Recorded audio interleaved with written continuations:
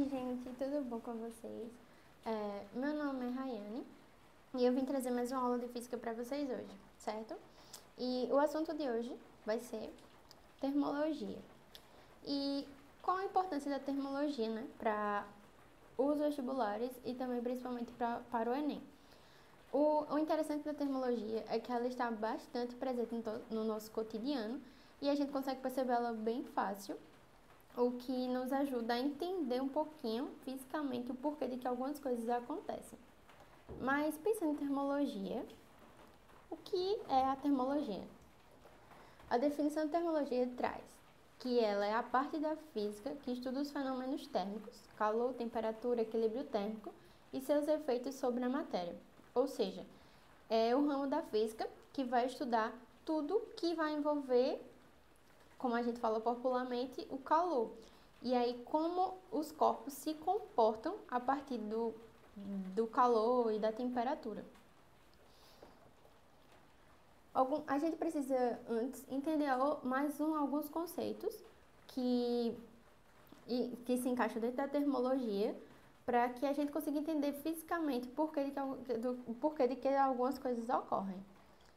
E aí, um desses conceitos principais que eu trouxe para vocês foi a energia térmica. O que é energia térmica? A energia térmica ela é a soma das energias cinéticas decorrentes da agitação das partículas que constituem a matéria. Ou seja, vamos lembrar o que é a energia cinética, né? Primeiramente. A energia cinética, como a gente já viu antes, a energia cinética ela é aquela que é gerada a partir do movimento do corpo. Ou seja, a partir desse movimento, o corpo ele vai gerar energia cinética. E a energia térmica ela provém dessa energia cinética, que é a partir da agitação das partículas que compõem a matéria. Ou seja, a energia térmica vai ser a soma das energias cinéticas. E eu trouxe dois exemplos para vocês, esses dois videozinhos, que a gente consegue perceber as partículas mais agitadas e o outro menos agitadas, que aí seria num show mais, como eu vou dizer, mais agitado, e um show de reggae. E aí, se eu perguntar para vocês qual desses dois tem maior energia térmica e qual desses dois teria menor energia térmica? Ou seja, em qual desses dois as partículas estão mais agitadas e qual está menos agitado? Outro conceito muito importante que a gente precisa estar com ele na cabeça é o conceito de temperatura e calor, que na maioria das vezes eles são empregados erroneamente no nosso cotidiano, mas fisicamente eles têm suas definições. E aí, primeiramente, o que é temperatura? Temperatura é a energia térmica média das partículas, ou seja, é a medida do grau de agitação das partículas que constituem o corpo. Ela é uma das grandezas fundamentais da natureza, juntamente com o metro e com o segundo, por exemplo. Ou seja, a temperatura ela vai ser a medida da agitação dessas partículas. Para que a gente possa trabalhar com a temperatura, a gente utiliza muitas vezes, a maioria das vezes, não é sempre, o termômetro, quando não tato e tal. Mas para que a gente precise ter esse valor preciso, a gente precisa usar o termômetro. E aí o termômetro ele serve justamente para a gente medir a média dessa energia térmica, ou seja, da agitação das partículas que compõem o corpo que a gente está analisando. E aí o outro conceito é calor. Calor, na física, ele é o quê? Ele é a energia térmica em trânsito que está sendo transferida de um corpo a outro devido à diferença de temperatura. Ou seja, é a transferência de calor entre corpos. Ou seja, o calor, ele é a transferência de energia térmica.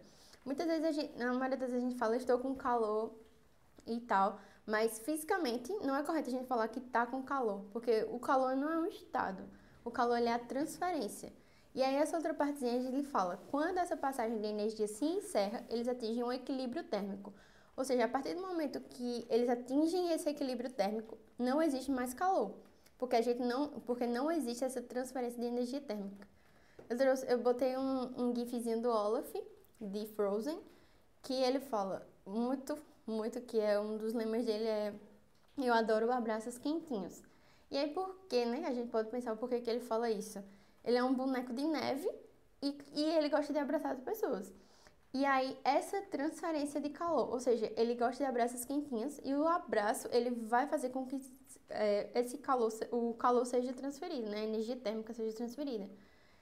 E, na maioria das vezes, como ele é um boneco de neve, ele é gelado. E as pessoas, os seres humanos, vão ser mais quentes que eles. E aí, eu trouxe até alguma dica aqui para vocês não esquecerem que espontaneamente o calor ele vai do corpo que tem maior energia para o que tem menor energia. Ou seja, ele vai sempre do calor do corpo que está com maior agitação das partículas para o de menor agitação, até atingir esse equilíbrio térmico.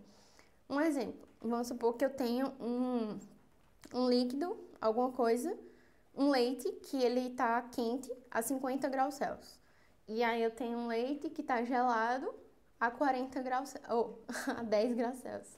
E aí, se a gente juntar esses dois leites, a gente vai ter um equilíbrio térmico, ou seja, a temperatura, a agitação das partículas do leite quente vai ser transferida para o que está gelado, e aí eles vão compartilhar e vão parar de transferir calor.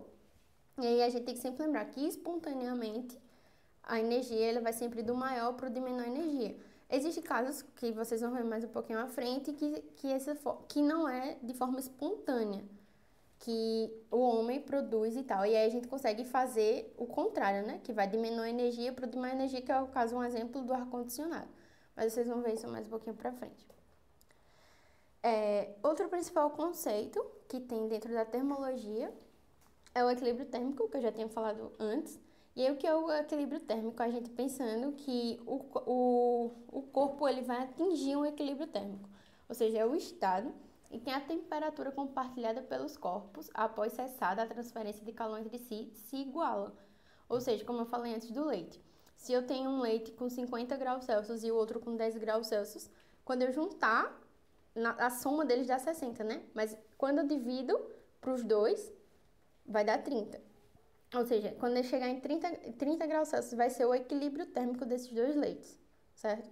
Desses dois estados do leite, no caso, né? Dessas duas temperaturas. E aí até eu botei ali outro do Olaf que ele fala, o inverno é uma época meio insossa, eu quero o verão para virar uma, que é para rimar, né? E aí aparece uma poça. E aí, por que ele parou e ficou assustado, né? Porque justamente isso, que a partir do momento que ele entrar em contato com a poça, como a poça tem menor temperatura ou tem maior temperatura e ele menor temperatura, a partir do momento que ele entrar em contato com essa poça, espontaneamente o corpo vai querer permanecer em equilíbrio térmico. E aí também uma coisa que a gente tem que sempre lembrar, que a tendência do corpo no meio ambiente é estar em equilíbrio térmico, certo? Por isso que ela acontece espontaneamente. E aí eu tenho uma pergunta para vocês. É correto verificar se uma pessoa está com febre apenas colocando nossa mão nele ou nela? O que é que vocês acham? Esse é um erro que, assim, que a gente não pode determinar que a pessoa está com febre ou não a partir de que a gente coloca a mão nela. Porque, vamos supor, vamos supor que a mão da pessoa que entrou em contato com a outra, ela estava lavando louça antes e a mão dela estava gelada, ficou gelada.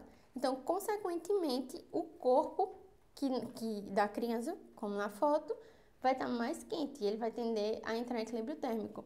E aí, para a mão dela, ela vai achar sempre que ele vai estar mais quente do que o natural, porque a mão dela está gelada e a tendência vai ser entrar nesse equilíbrio térmico.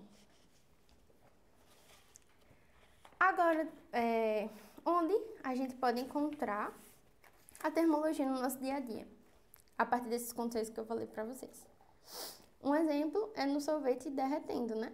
Ou seja, o sorvete ele é gelado como a tendência do corpo é estar em equilíbrio térmico, ele vai derretendo porque a temperatura vai ser maior do ambiente para do que o do sorvete. Ou seja, a temperatura do ambiente vai ser transferido para o sorvete e a tendência é que ele saia do seu estado sólido. Outra que eu botei aqui o termômetro porque como eu falei antes, a temperatura a gente pode medir o grau dessa agitação das partículas e através do termômetro. Vocês também vão ver, eu vou mostrar mais um pouquinho à frente, outra característica que tem um termômetro, por que a gente consegue usar o termômetro para medir o grau dessa agitação. E outra que eu trouxe para vocês é quando a gente vai para a praia ou algo do tipo e coloca refrigerante dentro de um isopor junto com o gelo, né? E aí a gente consegue deixar ou manter a temperatura para eu tentar não ficar tão quente o refrigerante, ou transferir ou seja, ou fazer com que o refrigerante fique mais gelado do que antes. Ou seja, vai ocorrer essa troca. E ainda a gente também percebe que o gelo começa a derreter, né? Porque o calor da coca também vai ser transferido para o gelo. E aí existe esse equilíbrio, ele tende a ficar em equilíbrio térmico. Eu trouxe aqui uma questão para a gente fixar um pouquinho esses conceitos que eu falei para vocês. E essa questão é do artigo 2016, que ele fala: nos dias frios é comum ouvir expressões como esta roupa é quentinha, ou então feche a janela para o frio não entrar. As expressões do senso comum utilizadas estão em desacordo com o conceito de calor da termodinâmica. A roupa não é quentinha, muito menos o frio entra pela janela. A utilização das expressões roupa é quentinha e para o frio não entrar é inadequado, pois. Letra A. A roupa absorve a temperatura do corpo da pessoa e o frio não entra pela janela. O calor é que sai por ela. Eu vou mostrar todas as alternativas e depois a gente vai tentar entender um pouquinho de cada uma. A letra B. A roupa não fornece calor por ser um isolante térmico e o frio não entra pela janela, pois é a temperatura da sala que sai por ela. Letra C. Roupa não é uma fonte de temperatura e o frio não pode entrar pela janela, pois o calor está contido na sala, logo o calor é que sai por ela. Letra D. Calor não está contido num corpo, sendo uma forma de energia em trânsito de um corpo de maior temperatura para outro de menor temperatura. E letra E. O calor está contido no corpo da pessoa e não na roupa, sendo uma forma de temperatura em trânsito de um corpo mais quente para um corpo mais frio. Tentem pausar um pouquinho o vídeo e pensar nessas questões, na questão e nessas alternativas, né? E aí vamos refletir um pouquinho. Na letra A partir dos conceitos que eu apresentei anteriormente para vocês, vamos tentar entender como se encaixa essas alternativas dentro da pergunta deles. Ele fala que nos dias frios é comum ouvir expressões como esta roupa é quentinha ou então feche a janela para o frio não entrar. Por que essas duas expressões estão erradas? Assim, elas são muito faladas no nosso dia a dia, mas elas estão erradas fisicamente, né? Ele fala. E aí, por que elas estão inadequadas? A roupa é quentinha e o frio, e fecha a janela para o frio não entrar. Aí, vamos lá. A roupa absorve a temperatura do corpo da pessoa. A roupa absorve a temperatura do corpo da pessoa. E o frio não entra pela janela. O calor é que sai por ela. Se a gente perceber, a roupa, ela não tem como absorver a temperatura do corpo da pessoa, né? A roupa, ela vai servir como um isolante térmico para que a gente não consiga trocar calor com o meio tão rápido.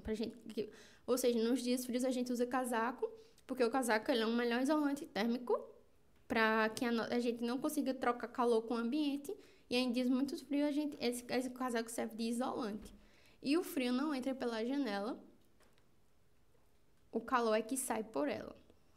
Como assim o calor é que sai por ela, né? Não faz sentido, porque o frio não tem como ele entrar, que a gente sabe que o frio, ele é uma sensação, e ele não tem como entrar, e o calor sai por ela. Não faz muito sentido, né? Letra B. A roupa fornece calor, não fornece calor por ser um isolante térmico. Que eu falei na letra A, essa partezinha tá ok, né? Mas a gente precisa entender toda a questão. E o frio não entra pela janela. pois é a temperatura da sala que sai por ela. Pois é a temperatura da sala que sai por ela. A temperatura, ela pode sair de algum lugar? Não, né? Pelo que a gente viu antes, o calor que é a energia em trânsito, ou seja, ele que pode sair ou entrar. Letra C. A roupa não é uma fonte de temperatura. Certo. E o frio não pode entrar pela janela, pois o calor está contido na sala, logo o calor é que sai por ela. O calor está contido na sala. Contido, o calor, ele não está contido em alguém, ou seja, como eu falei antes também, a gente não pode falar que está com o calor, né? A gente fala que, tipo, tá quente hoje, mas fisicamente, né? Assim, o correto é falar e o calor não está contido, ele é uma transferência. Letra D. O calor não está contido num corpo, sendo uma forma de energia em trânsito de um corpo de maior temperatura para outro de menor temperatura. Parece que essa daí já tem um cara melhor, né? E a letra E. O calor está contido no corpo da pessoa. O calor está contido no corpo da pessoa. Já eliminava aí, né? Então, pelo que a gente percebeu, a resposta seria a letra D. O calor não está contido no corpo, sendo uma forma de energia em trânsito de um corpo de maior temperatura para outro de menor temperatura. E aí, como vocês viram, essa questão é do Enem 2016. E o que é que pode confundir muitas vezes? A gente vendo agora, a gente vê que essa questão é muito tranquila e fácil de entender quando a gente tem esses conceitos na cabeça. Mas quando chega no Enem, que é uma prova extremamente cansativa, com várias questões, muitas vezes a gente precisa parar para analisar bem. E aí o que eu aconselho para vocês? Tentem ir lendo, grifando o máximo que vocês puderem das questões que são conceituais, no caso, que não envolvem cálculos de física. E aí vocês vão grifando e tentando, indo por partes, assim, lembrando desses conceitos e vendo o que se encaixa, certo? Bom, outra parte da termologia bastante importante são as escalas termométricas. E aí, o que são essas escalas termométricas, né? As escalas termométricas são usadas para indicar a temperatura, ou seja, a energia cinética associada à movimentação das partículas. Ou seja, a escala ela vai indicar a temperatura, ou seja, o grau de agitação. Como referência, elas utilizam o ponto de fusão do gelo. O que é o ponto de fusão do gelo? Só para relembrar. O ponto de fusão do gelo é aquele quando o gelo passa do estado sólido para o estado, aquele ponto, né? Aquela temperatura onde o gelo vai ter a transição do estado sólido para o estado líquido, que é em graus Celsius, 0 graus Celsius. E a ebulição, vapor da água. Ou seja, ela também tem como referência o ponto de ebulição. E o que é o ponto de ebulição? É o ponto de quando a água, no caso do vapor da água, né, sai do estado líquido para o estado gasoso, que para a água é 100 graus Celsius. E aí, essas escalas termométricas são usadas como Celsius, Kelvin e Fahrenheit. E aí a gente sempre vê muito usado Celsius no nosso dia a dia. Mas, por exemplo, em alguns países, como os Estados Unidos, eles usam o Fahrenheit. E o Kelvin, como vocês vão falar um pouquinho mais pra frente, mas o Kelvin a gente utiliza muito ele em laboratórios, por ele ser uma escala que foi padronizada pelos cientistas. E aí, o que é a escala Celsius e como ela foi criada, né? Ela é a escala usada no Brasil e na maior parte dos países, oficializada em 1742 pelo astrônomo e físico sueco Anders Celsius, 1701 a 1744. Ele tem como ponto de referência a temperatura de congelamento da água sobre pressão normal, ou seja, 1 atm, 0 graus Celsius, e a temperatura de ebulição da água sob pressão normal, 100 graus Celsius. E aí aqui tem os termômetrozinhos de lado, que é para vocês aqui analisarem um pouquinho. Eu botei aqui só para vocês analisarem que ele vai aqui de 0 graus Celsius a 100 graus Celsius. Kelvin, ele também é conhecido como a escala absoluta. Foi verificada pelo físico inglês William Thomson, também conhecido como Lord Kelvin. Esta escala tem como referência a temperatura do menor estado de agitação de qualquer molécula, 0 Kelvin. Ou seja, ela é a escala absoluta. E é calculada a partir da escala Celsius. Ou seja, essa menor estado de agitação que foi o que Kelvin conseguiu chegar, sabe? Ele é considerado 0 Kelvin porque foi a menor temperatura, a menor grau de agitação que já foi encontrado e conseguido chegar a esse ponto. É calculada a partir da escala Celsius. Por convenção, não se usa grau para esta escala, ou seja, 0K lê-se 0 Kelvin e não 0 grau Kelvin. Fahrenheit, ela é outra escala bastante utilizada, principalmente nos países de língua inglesa, criada em 1708 pelo físico alemão Daniel Gabriel Fahrenheit, tendo como referência a temperatura de uma mistura de gelo e cloreto de amônia, 0 graus Fahrenheit, e a temperatura do corpo humano, 100 graus Fahrenheit. E aí, qual a importância dessas escalas termométricas? Na maioria das... Tem algumas questões, vão vir algumas questões de vestibulares, enfim, do colégio, que com certeza vocês já viram, que na questão em si, no enunciado, não vai vir em Celsius. E aí, por exemplo, na questão, no enunciado vem em Celsius, e aí nas alternativas está em Fahrenheit. E aí, muitas vezes, a gente tem que entender como fazer essa conversão de unidades, certo? E aí, eu trouxe aqui para vocês as conversões de Celsius para Fahrenheit, Celsius para Kelvin, Fahrenheit para Kelvin, por exemplo, ou vice-versa. E aí, primeiramente, vamos ver Celsius para Fahrenheit. Como é que a gente consegue fazer essa conversão? Muitas vezes a gente pega esses valores já prontos. Mas aí eu queria mostrar para vocês como vocês conseguem chegar a esses valores sem precisar decorar a fórmula, que a gente já sabe que ninguém aguenta decorar a fórmula. Mas o que eu acho bastante interessante da física é isso, que muitas vezes a gente consegue chegar na questão e junto com a matemática, através de alguns conceitos da matemática junto com a física. E aí o que é muito interessante. Vamos só analisar esse termômetrozinho dos Celsius e do Fahrenheit, certo? E aí, eu não sei se é só para vocês relembrarem que tem uma parte da matemática que a gente utiliza semelhança de triângulos. E aí, basicamente, a mesma ideia de semelhança de triângulos a gente vai usar para conseguir entender essa conversão. E aí, como é que a gente faz isso? Ó, se vocês analisarem a temperatura Kelvin, eu botei TC menos 0. Mas o que seria TC? TC é a temperatura em Celsius que vai estar dada, ou que eu vou querer encontrar. E aí, TC menos 0. Por que menos 0?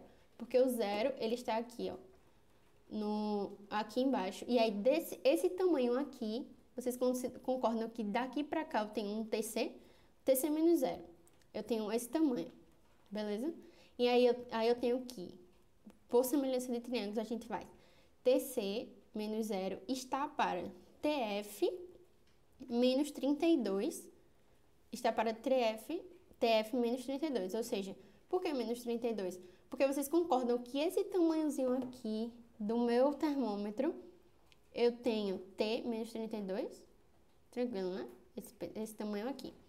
E aí, assim como a gente também faz semelhança de triângulos, 100 menos 0, que é esse tamanho maior, está para 212 menos 32, que é esse tamanho maior. Ou seja, a gente faz essa comparação dos dois tamanhos. E aí, a partir disso, a gente tem que TC sobre TF menos 32 é igual a 100 sobre 212 menos 32, que dá 180. E é que eu já simplifiquei, certo?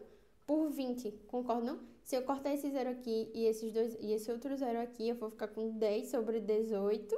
E aí dá para simplificar por 2, que fica 5 sobre 9. E aí eu tenho aqui TC sobre TF menos 32 é igual a 5 sobre 9. E aí aqui a gente fazendo meio pelos extremos, certo? TC, meio pelos extremos, aquele x que a gente faz aqui. TC vezes 9 é igual a TF menos 32 vezes 5, que é o que a gente vai encontrar aqui, certo? Eu só fiz meio pelos extremos. E aí, a partir daqui, tudo que está multiplicando eu passo dividindo para o outro lado, né? E tudo que está multiplicando aqui eu passo dividindo para esse lado. E aí eu deixei o TC, passei o 5 dividindo, TC sobre 5, vai ser igual a TF menos 32, passando 9 dividindo sobre 9. E aí a gente tem essa relação do Celsius com o Fahrenheit a partir dessas duas equações. Muita gente tenta decorar essas fórmulas, mas eu acho muito interessante quando a gente entende de onde elas surgiram. Outra de Fahrenheit para Kelvin, a gente vai fazer a mesma ideia que a gente fez de Celsius para Fahrenheit e vice-versa. E aí, pensando aqui, TF menos 32 está para TK sobre TK menos 273, assim como 212 menos 32, que é esse tamanho aqui, concordam? Ou seja, esse tamanho aqui é 180. E 373, assim como 212 menos 32 está para 373 menos 273, que aqui também é 100 kelvins, né? Ou seja, aqui essa variação do Kelvin do Fahrenheit, do Kelvin do Celsius, são iguais, são de 100. E aí a gente tem que TF menos 32 sobre TK menos 273 é igual a 180 sobre 100, fazendo essas subtraçõezinhas, e simplificando 9 sobre 5. E aí a gente tem que TF menos T2 sobre TK menos 273 é igual a 9 sobre 5. E aí fazendo meu pelos extremos novamente, a gente tem 5 vezes TF menos 32 é igual a 9 vezes TK menos 32. Ou seja, só fazendo aqui meu pelos extremos. E aí, o que está multiplicando para ser dividindo. E aí a gente tem que TF menos 32, passando 9 dividindo, sobre 9 é igual a TK menos 273 sobre 5. E aí aqui a gente encontra a relação da conversão de Fahrenheit para Kelvin ou de Kelvin para Fahrenheit. Ou seja, a gente pode... Quando eles der o valor, só a gente substituir. Por exemplo, se ele der em Fahrenheit, a gente substitui aqui e encontra o valor em Kelvin. E aí a outra conversão de Celsius para Kelvin, que é a mais tranquila, porque eles têm a mesma variação de 100 aqui, desse tamanho para cá. E aí a mesma ideia, TC menos 0 está para TK menos 273, assim como 100 menos 0 está para 373 sobre 273. E aí a gente tem que TC sobre TK menos 273, 100 sobre 100, que é igual a 1. E aí, fazendo o meio pelos extremos, a gente tem que TC, né, com 1 aqui. TC, meio pelos extremos, que aqui é como se tivesse um 1 embaixo. TK menos 273. Ou seja, a relação de Kelvin para Celsius, ou Celsius para Kelvin, é que o TC vai ser igual a TK menos 273, certo? E aí, aqui eu trouxe a relação dos três para vocês. E aí, o que é que a gente faz? Quando ele tiver lá Kelvin para Fahrenheit, a gente pega e utiliza essas duas primeiras equaçõezinhas e relaciona as duas.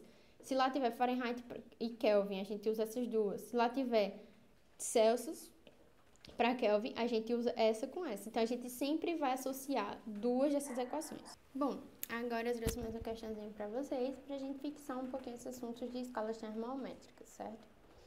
E aí, vamos lá. Eu trouxe essa questão do ITA. O verão de 1994 foi particularmente quente nos Estados Unidos da América. A diferença entre a máxima temperatura do verão e a mínima do inverno anterior foi de 60 graus Celsius. Qual o valor desta diferença na escala Fahrenheit? Letra A, 33 graus Fahrenheit. B, 60 graus Fahrenheit. C, 92 graus Fahrenheit. D, 108 graus Fahrenheit. Ou E, 140 graus Fahrenheit. E aí, o que é que eu aconselho para vocês? Primeiramente, se vocês souberem aquelas formulazinhas, aquelas relações decoradas, ótimo, beleza. Mas se não, a gente já tem tanta coisa para decorar, tanta coisa para lembrar. E aí, o que eu aconselho é montar aqueles termômetrozinhos que a gente viu antes, certo? E aí, a gente só vai precisar lembrar que no termômetrozinho do Celsius, ele vai de 0 a 100, e no termômetrozinho do Fahrenheit, ele vai de 32 a 212, beleza? E aí, eu boto lá TC e TF, beleza? E aí, a relaçãozinha que a gente encontra, fazendo tudo aquilo que a gente fez anteriormente, é TC sobre 5, TF menos 32 sobre 9. Mas, temos um porém aqui. A gente tem que prestar bastante atenção em tudo nas questões de física. Grifar, anotar os valores que a questão nos dá, e tudo mais, certo? E aí, o que é que ele fala? Ele fala que a diferença entre a máxima temperatura do verão e a mínima do verão anterior foi de 60 graus. Ou seja, a diferença, a variação da temperatura foi de 60 graus Celsius, beleza? Ou seja, a gente tem aqui a variação do grau Celsius e a gente quer a diferença na escala Fahrenheit, ou seja, a gente quer a variação na escala Fahrenheit, beleza? E aí, concordam que a gente encontrou esse aqui a partir da variaçãozinha do termômetro e a gente encontrou essa outra parte a partir da variação do termômetro do Fahrenheit, certo? E aqui a gente considera como a variação. E ele quer saber se a variação de 60 graus Celsius, quanto equivale em Fahrenheit essa mesma variação. E a gente pode só substituir isso aqui por variação, que é a mesma coisa disso aqui, que a gente não fez uma variação lá. E aí ele disse que o ΔTC é igual a 60. Então, só substituo aqui a variação do ΔTC por 60. E a gente vai ter que 60 sobre 5 vai ser igual a ΔTF sobre 9. A gente sabe que 60 dividido por 5 é igual a 12. E aí, fazendo ali meio pelos extremos, 12 vezes 9, esse vezes esse, né? A gente tem que TF, meio pelos extremos aqui é como se tivesse um umzinho embaixo, 12 vezes 9, 108 graus Fahrenheit. Certo? Então, a nossa resposta é a letra D. Isso mesmo. E aí, o que eu digo pra vocês? Tentem fazer essa questão antes, sozinhas também, de novo, pensando e analisando tudo, certo?